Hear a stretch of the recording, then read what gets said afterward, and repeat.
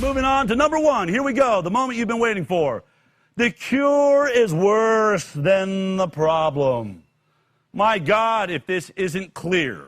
This is not just about economics. People say, well, it's just about your pocketbook. Donald Trump only cares about money when people are dying. You have to be an absolute imbecile to make that statement, okay? I'm sorry, I'm calling names. You're an imbecile if you think that letting our economy be destroyed is only about money, and the concern for that is only about money. We know that millions die if we have a lockdown. We have UNICEF and different groups all around the world saying millions that were on the poverty line, these children will now die around the world because of the lockdown. We also know that there are different models that say between 50,000, somewhere between 30 and 50,000 people die per 1 percentage point of increase in unemployment. Well, if we're talking about 20 to 30% unemployment, that means we may have over 1 million deaths here in America because of the lockdown. Compare 1 million deaths to our bloated number even of 100,000 deaths, or the 12,000 that we wink, wink really know that it is,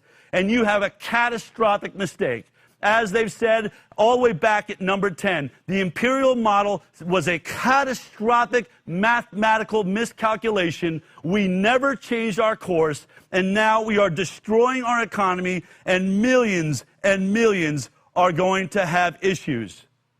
We also know that millions are currently afraid to seek medical care, or their doctor isn't even working, because in the infinite wisdom of those suffering from coronaphobia, they said, let's cut half of the hospital staff. Let's get rid of heart doctors. Let's get rid of oncologists. Let's get rid of those appointments with check to see if you have diabetes. This has been all over the news if your eyes were open. People are so afraid of catching COVID, they're skipping treatments for things like heart attacks and strokes. And some Utahns are dying as a result. Visits to hospitals, clinics, and surgical centers has declined 60%. A new report finds that diagnostic panels and cancer screenings have fallen by as much as 68% since the beginning of the pandemic. We're seeing a lot more both deaths and comorbidities and illness as a result of people not seeking care. This time of year, the emergency room would normally see around 700 patients a day. But in the last 3 weeks, officials say they've seen half that number. Just a few days ago, a woman at St. Mark's died in a diabetic coma.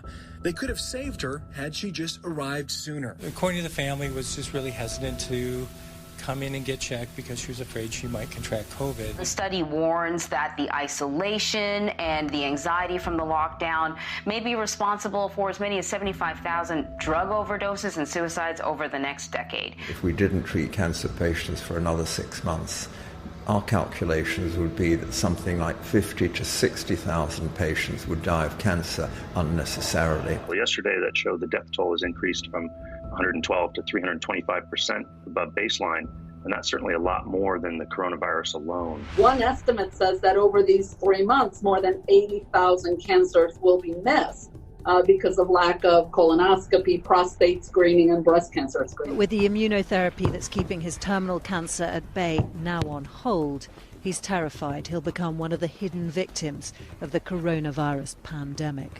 We're going to be facing these deaths of despair as we go forward. It may get really bad.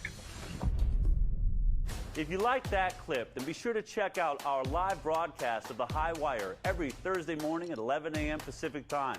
You can watch it on Facebook, YouTube, iTunes, and Twitter. We'll see you there.